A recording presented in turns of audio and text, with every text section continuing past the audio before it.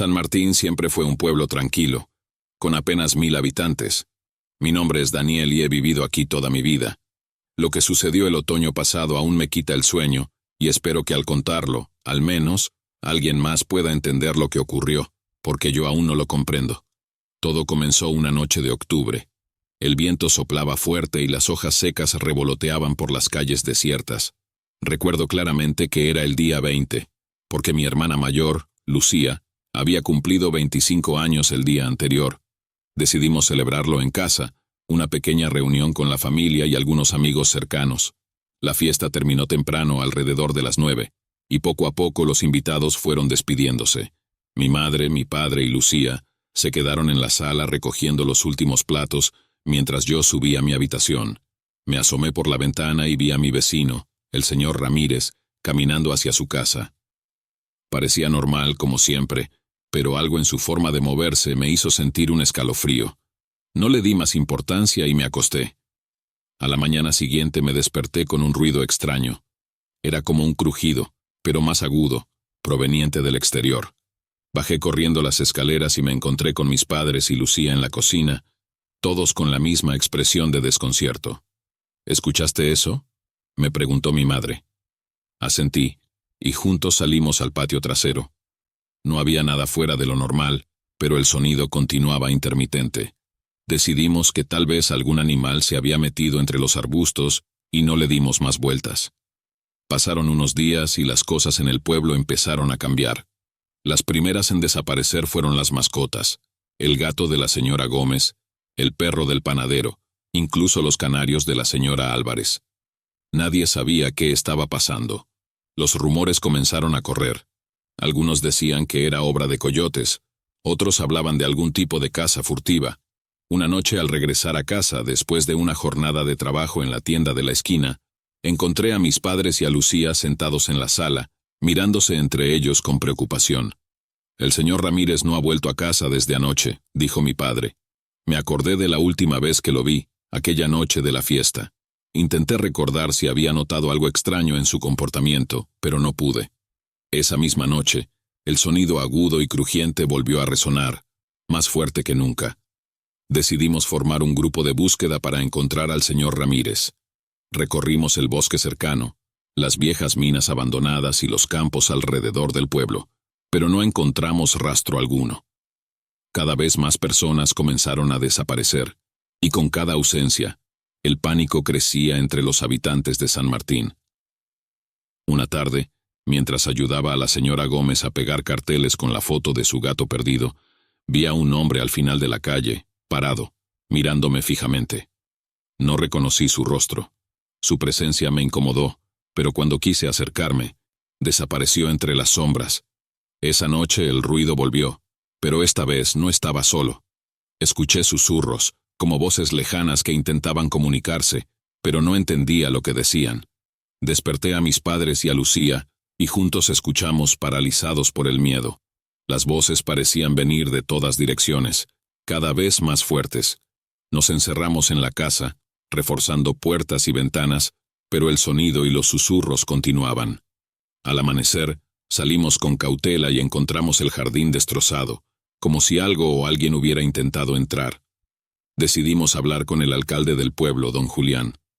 Él también estaba preocupado por las desapariciones y había escuchado los ruidos, pero no tenía ninguna explicación.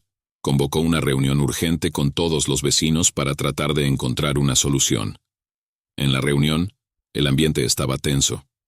Algunos sugerían que nos organizáramos en patrullas nocturnas, otros hablaban de abandonar el pueblo. Nadie tenía una respuesta concreta. Esa noche las voces y los ruidos fueron más intensos que nunca. Sentí que algo se acercaba, algo que no entendía pero que me llenaba de un terror indescriptible. Los días siguientes fueron una pesadilla. Las desapariciones se volvieron más frecuentes. La señora Gómez, el panadero, incluso el alcalde, todos se esfumaron sin dejar rastro. Las calles estaban desiertas. El miedo había paralizado a los pocos que quedábamos. Decidimos que era momento de irnos. Mis padres, Lucía y yo empacamos lo esencial y nos preparamos para partir al amanecer. Sin embargo, esa última noche, algo ocurrió que cambiaría todo. El sonido y los susurros fueron reemplazados por gritos, gritos de dolor y desesperación. Parecía que venían de todas partes, envolviendo la casa. Nos miramos aterrados, sin saber qué hacer. Los gritos cesaron de repente, dejando un silencio sepulcral. Al amanecer, salimos con el corazón en la garganta. El pueblo estaba vacío, no quedaba nadie. Caminamos por las calles desiertas, llamando a nuestros vecinos, pero no hubo respuesta. Llegamos a la casa del señor Ramírez y la encontramos abierta. Adentro todo estaba en orden, como si él hubiera salido y planeado regresar. Sin embargo, en la pared del salón, encontramos algo que nos heló la sangre. Una serie de símbolos extraños dibujados con lo que parecía ser sangre. Nos fuimos de San Martín ese mismo día. No miramos atrás. Desde entonces hemos tratado de reconstruir nuestras vidas en otro lugar, pero el recuerdo de esos días oscuros sigue persiguiéndonos. Nunca supimos qué pasó realmente en San Martín. Las autoridades no encontraron nada, y el pueblo quedó abandonado. A veces, en las noches de tormenta, creo escuchar aquellos susurros y gritos lejanos. Me pregunto si algún día entenderemos lo que ocurrió, o si será uno de esos misterios que permanecen sin resolver, dejando tras de sí solo el miedo y la incertidumbre. Hasta hoy, aún me pregunto qué fue lo que nos acechó en San Martín, y cada vez que pienso en volver, una voz interior me dice que hay cosas que es mejor no intentar comprender. Siempre he sido una persona racional, alguien que busca explicaciones lógicas a los fenómenos que me rodean. Sin embargo, lo que experimenté en el bosque de los olvidados desafía cualquier lógica o razón que pueda aplicar. Mi nombre es Laura, y hasta hace un año vivía en un pequeño pueblo llamado Villanueva, rodeado de montañas y, por supuesto, del temido bosque de los olvidados. Villanueva es un lugar pintoresco, con calles empedradas y casas de tejados rojos. Pero la tranquilidad del lugar siempre estuvo empañada por la oscura leyenda del bosque cercano. Se decía que aquellos que se aventuraban demasiado lejos en sus profundidades nunca regresaban. Eran historias que se contaban para asustar a los niños, o al menos eso pensaba yo. El incidente que cambió todo ocurrió el verano pasado. Era una tarde cálida de julio, y el pueblo estaba celebrando su feria anual. Como cada año, la plaza estaba llena de puestos de comida, juegos y música. Recuerdo que estaba ayudando a montar uno de los puestos cuando vi a mi amiga Ana acercarse corriendo, visiblemente alterada. «Laura, tenemos que ir al bosque. Marta no ha vuelto desde esta mañana», me dijo jadeando. Marta era la hermana menor de Ana, una chica de 16 años, aventurera y un poco temeraria. Siempre había mostrado una fascinación por el bosque y las leyendas que lo rodeaban. Sin pensarlo dos veces, Ana y yo nos dirigimos al borde del bosque. Varios amigos se unieron a la búsqueda, armados con linternas y provisiones. Nos adentramos en la espesura, llamando el nombre de Marta. Al principio, todo parecía normal. El canto de los pájaros y el crujir de las hojas bajo nuestros pies eran los únicos sonidos que rompían el silencio. Sin embargo, cuanto más nos adentrábamos, más denso y oscuro se volvía el bosque. Una sensación de inquietud comenzó a apoderarse de nosotros. Después de varias horas de búsqueda infructuosa, la noche cayó sobre nosotros. Decidimos encender una fogata y descansar un poco antes de continuar. Mientras estábamos sentados alrededor del fuego, algo extraño ocurrió. Un viento helado sopló de repente, apagando las llamas y sumiéndonos en la oscuridad. Fue entonces cuando escuchamos el primer susurro. Era apenas audible, como si viniera de muy lejos, pero era inconfundible. Era una voz, o mejor dicho, muchas voces susurrando al unísono. Nos miramos unos a otros intentando entender lo que estaba pasando. ¿Escuchaste eso?, preguntó Ana con los ojos llenos de miedo. Asentí, sintiendo un escalofrío recorrer mi espalda.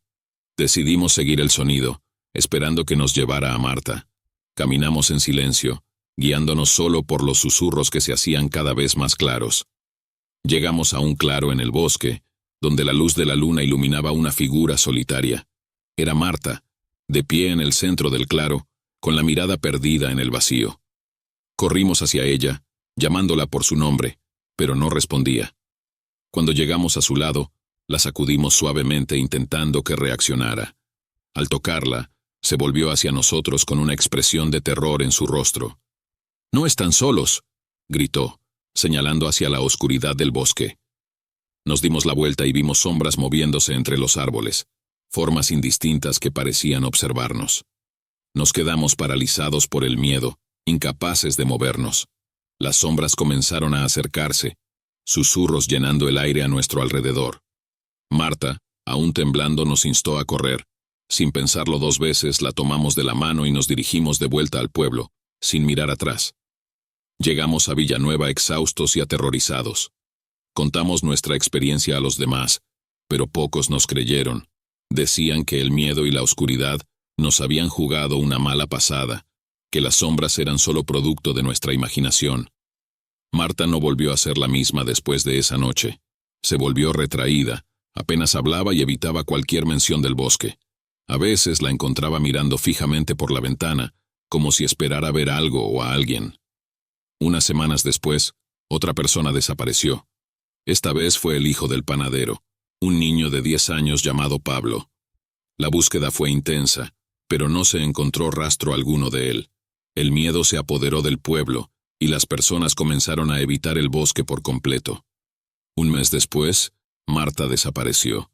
La buscamos por todas partes, pero era como si se la hubiera tragado la tierra. El bosque de los olvidados se había cobrado otra víctima. Desde entonces no ha habido más desapariciones, pero el miedo persiste. La gente en Villanueva evita hablar del bosque y de las sombras que lo habitan. Yo misma he dejado el pueblo, incapaz de vivir con la constante sensación de ser observada. Todavía tengo pesadillas en las que escucho aquellos susurros y veo las sombras moviéndose entre los árboles.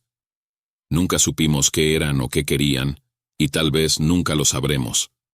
El bosque de los olvidados sigue siendo un misterio, un lugar donde la realidad y el miedo se mezclan de una manera que desafía toda comprensión, y es en ese misterio donde reside el verdadero terror, en no saber qué ocurrió realmente, y en la incertidumbre de si algún día las sombras volverán a reclamar otra víctima. Mi nombre es Javier, y soy oriundo de un pequeño pueblo llamado San Andrés. Este lugar, ubicado en una región montañosa, siempre fue tranquilo y acogedor. Sin embargo, hace unos años, algo ocurrió que cambió mi vida y la de muchos otros para siempre. San Andrés es conocido por su hermoso paisaje natural, especialmente el Lago Negro, un cuerpo de agua que ha sido el corazón del pueblo durante generaciones. A pesar de su nombre sombrío, el lago era un lugar de encuentro y recreación, hasta que empezaron a suceder cosas extrañas. Todo comenzó un verano particularmente caluroso. Era finales de junio, y el lago estaba más concurrido que nunca. Recuerdo que fue el día 23, cuando noté por primera vez algo inusual. Mientras pescaba con mi amigo Carlos, vimos una niebla densa y oscura levantarse sobre el agua, algo completamente fuera de lo común para esa época del año. ¿Has visto eso antes?, pregunté a Carlos, señalando la niebla. Nunca. Y mi familia ha vivido aquí por generaciones, respondió él visiblemente preocupado. Decidimos no darle más vueltas y continuamos pescando, pero una sensación de inquietud nos acompañó el resto del día. Esa noche, el primer incidente ocurrió. La señora Rodríguez, una anciana que vivía sola cerca del lago, desapareció sin dejar rastro. Su casa estaba intacta, la puerta cerrada, y no había señales de lucha. Los vecinos se alarmaron y comenzaron a organizar búsquedas, pero no encontraron ninguna pista. En los días siguientes, la niebla sobre el lago se volvió más frecuente y densa, cubriendo el agua como un manto sombrío. Un sentimiento de temor se extendió por el pueblo, y la gente evitaba acercarse al lago. Unos días después, Carlos y yo decidimos investigar por nuestra cuenta. Equipados con linternas y determinación, nos dirigimos al lago una noche. La niebla era tan espesa que apenas podíamos ver a 1 metro delante de nosotros. Mientras caminábamos por la orilla, escuchamos un susurro. Al principio, pensamos que era el viento, pero los susurros se hicieron más claros y distintos. Parecían voces humanas, pero no podíamos entender lo que decían. De repente, un sonido de chapoteo rompió el silencio. Apuntamos nuestras linternas hacia el lago y vimos algo que nos heló la sangre. Una figura oscura emergía lentamente del agua, con ojos que brillaban en la oscuridad. No era completamente humana, y su presencia emanaba un aura de maldad pura. «¡Corre!», gritó Carlos, y sin pensarlo 2 veces corrimos de vuelta al pueblo. Contamos nuestra experiencia a las autoridades locales, pero pocos nos creyeron. Decían que nuestra imaginación nos había jugado una mala pasada. Sin embargo, más personas comenzaron a desaparecer en las semanas siguientes, siempre cerca del lago o en la niebla. Un día, decidí hablar con don Emilio, el anciano más sabio del pueblo. Se decía que conocía todas las historias y secretos de San Andrés. Cuando le conté lo que habíamos visto, su rostro se tornó pálido. «La maldición del lago negro», murmuró. «Es una antigua leyenda que habla de un espíritu maligno atrapado en el agua. Dicen que despierta cada 100 años para reclamar almas». Le pregunté cómo podíamos detenerlo, pero don Emilio solo negó con la cabeza. «La leyenda dice que solo aquellos que enfrentan al espíritu pueden encontrar una manera de calmarlo, pero nadie ha sobrevivido para contarlo». A pesar de su advertencia, Carlos y yo decidimos intentarlo. No podíamos dejar que más personas desaparecieran. Preparamos todo lo que pudimos: amuletos, rezos y herramientas. Una noche, nos dirigimos nuevamente al lago, determinados a enfrentar lo que sea que estuviera causando el terror. La niebla era más densa que nunca, y los susurros nos rodeaban, pero esta vez estábamos preparados. Nos adentramos en el agua, sintiendo el frío calar hasta los huesos. La figura oscura emergió de nuevo, más cerca y más aterradora. «¿Qué quieres?», grité, esperando obtener alguna respuesta. La figura se detuvo y los susurros se volvieron más claros. Escuchamos palabras, antiguas y llenas de dolor. Era el espíritu de un hombre que había sido injustamente condenado y ahogado en el lago hace siglos. Su ira y desesperación lo mantenían atrapado, reclamando venganza. «Debemos liberarlo», dijo Carlos, y juntos recitamos una oración que don Emilio nos había enseñado. El espíritu gritó, un sonido desgarrador que resonó en nuestras almas. La niebla se disipó lentamente y la figura comenzó a desvanecerse. Finalmente, el lago quedó en silencio. Regresamos al pueblo, agotados pero aliviados. Las desapariciones cesaron y la niebla nunca volvió a aparecer. El lago recuperó su tranquilidad, y la gente volvió a disfrutar de su belleza.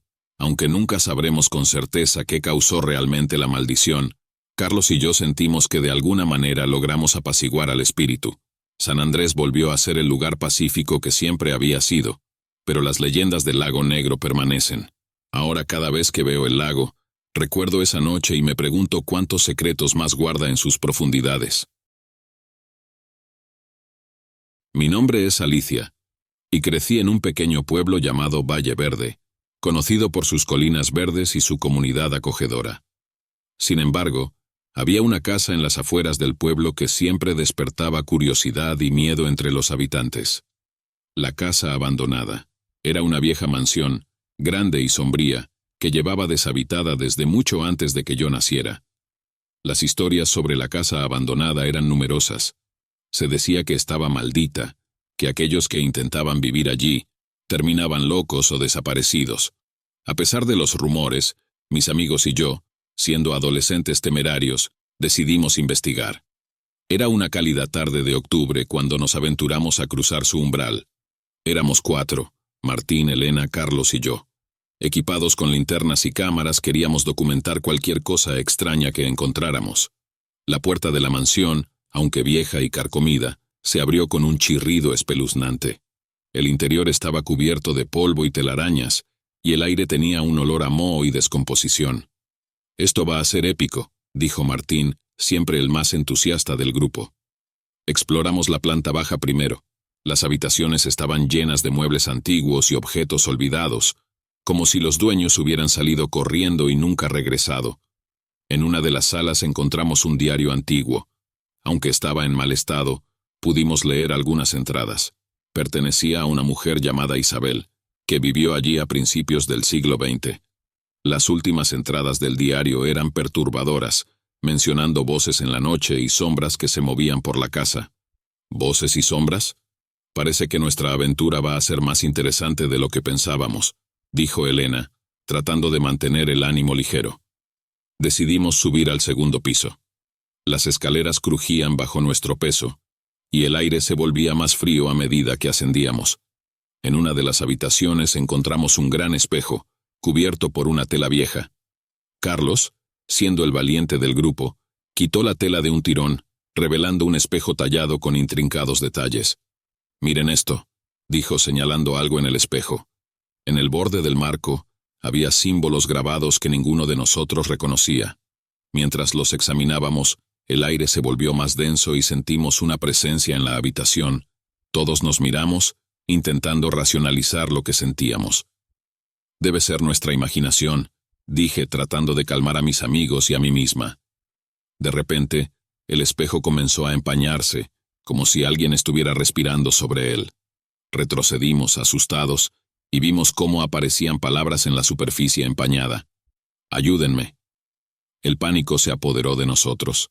Decidimos salir de la habitación y regresar a la planta baja, pero al llegar al vestíbulo, la puerta principal que habíamos dejado abierta, ahora estaba cerrada y no podía abrirse. «Esto no es posible», dijo Martín forcejeando con la puerta sin éxito. Intentamos mantener la calma y buscar otra salida, pero todas las ventanas y puertas parecían selladas. Fue entonces cuando escuchamos un susurro, una voz suave y desesperada que parecía venir de todas partes y de ninguna a la vez. «Por favor, ayúdenme», decía la voz. Nos dirigimos hacia el sótano, el único lugar que aún no habíamos explorado. Las escaleras hacia abajo eran aún más precarias que las del segundo piso, y el sótano estaba sumido en la oscuridad. Encendimos nuestras linternas y descubrimos una serie de túneles bajo la casa, mucho más grandes de lo que imaginábamos. En uno de los túneles encontramos una puerta de madera con los mismos símbolos tallados que habíamos visto en el espejo. Al abrirla, descubrimos una pequeña habitación con un altar improvisado y una foto antigua de una mujer, que supusimos era Isabel. En el altar había una serie de objetos personales y un diario más pequeño.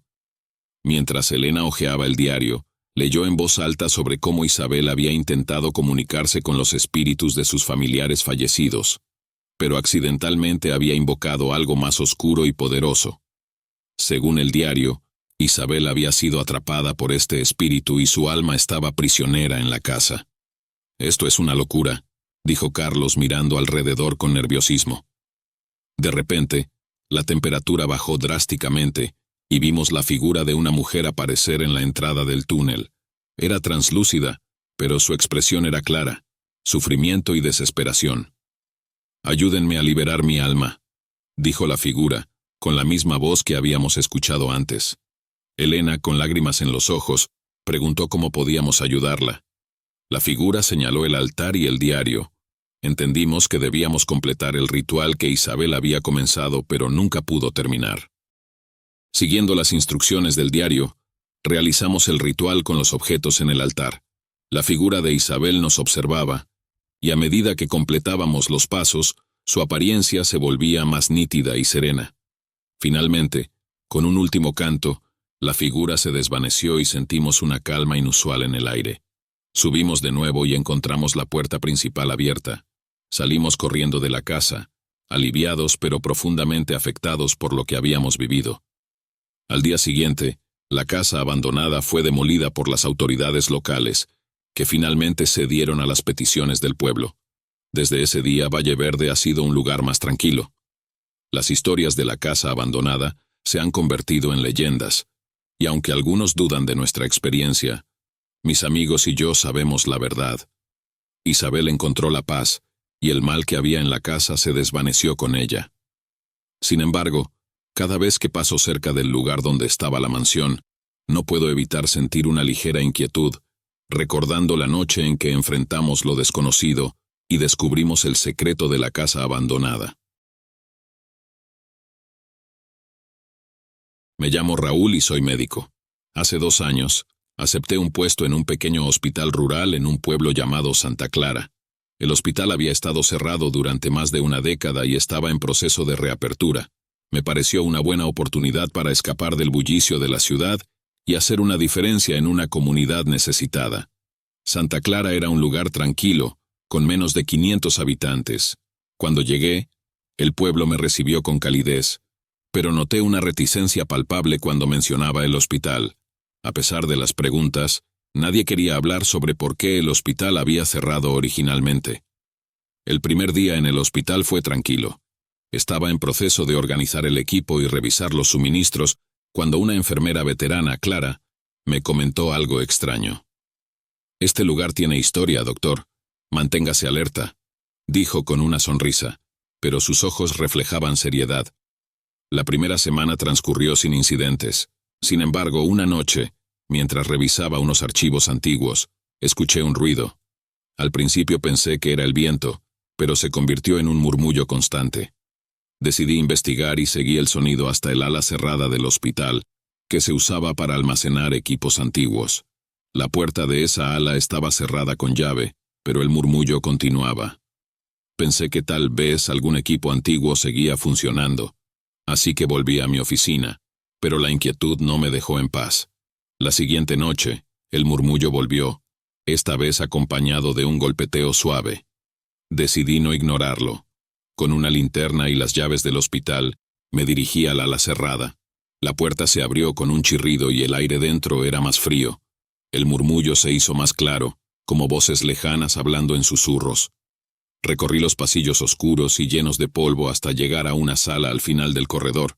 Dentro, encontré un grupo de camas antiguas y equipos médicos obsoletos. Al fondo de la sala había una vieja pizarra con nombres escritos y fechas que databan de hacía más de 15 años. De repente, el murmullo cesó, dejándome en un silencio inquietante. Mientras revisaba la pizarra, noté un nombre que se repetía varias veces. María González. Las fechas junto a su nombre abarcaban solo un año, pero había anotaciones adicionales en diferentes colores, como si varias personas hubieran intervenido. Regresé a la oficina con el archivo de María González y lo revisé detenidamente. María había sido ingresada en el hospital por una serie de enfermedades inexplicables y murió en circunstancias misteriosas. Los informes médicos mencionaban que a menudo hablaba de voces que la llamaban y de sombras que la seguían. Esa noche, mientras dormía, tuve un sueño perturbador. Vi a una mujer de cabello largo y oscuro, con una expresión de desesperación en su rostro. Me llamaba por mi nombre y me pedía ayuda. Desperté sobresaltado, con la sensación de que alguien había estado en mi habitación. Decidí hablar con Clara sobre lo que había encontrado. Ella se mostró reticente al principio, pero finalmente me contó lo que sabía. María González era una paciente aquí. Ella y varios otros murieron en circunstancias extrañas.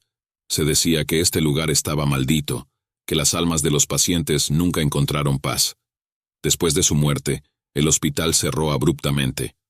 Nadie quería hablar de ello, pero todos aquí recuerdan lo que pasó, dijo Clara con voz temblorosa.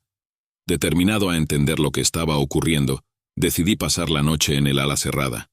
Armado con una linterna, una grabadora y una determinación férrea, me instalé en la misma sala donde encontré el archivo de María. Las horas pasaron lentamente. Alrededor de la medianoche, el murmullo regresó, más fuerte que nunca. Encendí la grabadora y empecé a hacer preguntas. ¿Hay alguien aquí?, pregunté. Al principio solo hubo silencio, pero luego la grabadora captó una voz débil. «Ayúdame». Sentí un escalofrío recorrerme. La voz era la misma que había oído en mi sueño. Continué haciendo preguntas, intentando mantener la calma. «¿Qué necesitas?», pregunté. «Libertad», respondió la voz. De repente la temperatura en la sala cayó drásticamente y una figura apareció en el umbral de la puerta. Era la mujer de mi sueño, María González. Su rostro mostraba una mezcla de tristeza y desesperación. «No puedo descansar», dijo ella. «Estamos atrapados aquí, entre la vida y la muerte. Ayúdanos a encontrar la paz». No sabía qué hacer, pero intenté comunicarme más con ella. Pregunté cómo podía ayudar. «El ritual», dijo María. «Debes completar el ritual que nunca se terminó». Busqué en los archivos y encontré menciones de un antiguo ritual de descanso para almas inquietas. Involucraba rezos específicos y la quema de ciertas hierbas. Con la ayuda de Clara, conseguimos los materiales necesarios y nos preparamos para realizar el ritual. Esa noche, regresamos al ala cerrada y comenzamos el ritual en la sala donde había visto a María. A medida que avanzábamos, el murmullo y el golpeteo se intensificaron, como si algo tratara de impedirlo. Pero perseveramos, y finalmente, al pronunciar las últimas palabras, una luz brillante llenó la sala. María apareció una vez más, pero esta vez su rostro mostraba una paz que antes no tenía.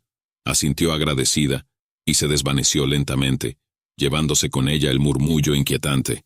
Desde entonces el hospital ha estado en paz. Los extraños ruidos cesaron y los pacientes ya no mencionan voces ni sombras. El personal y los habitantes del pueblo sienten que una pesada carga ha sido levantada. Aunque no puedo explicar científicamente lo que ocurrió, sé que de alguna manera ayudamos a las almas atrapadas a encontrar su descanso. Y cada vez que paso por el ala cerrada del hospital, siento una calma inexplicable, sabiendo que María y los otros pacientes finalmente encontraron la paz. Suscríbete al canal para más historias de terror en sombras escalofriantes.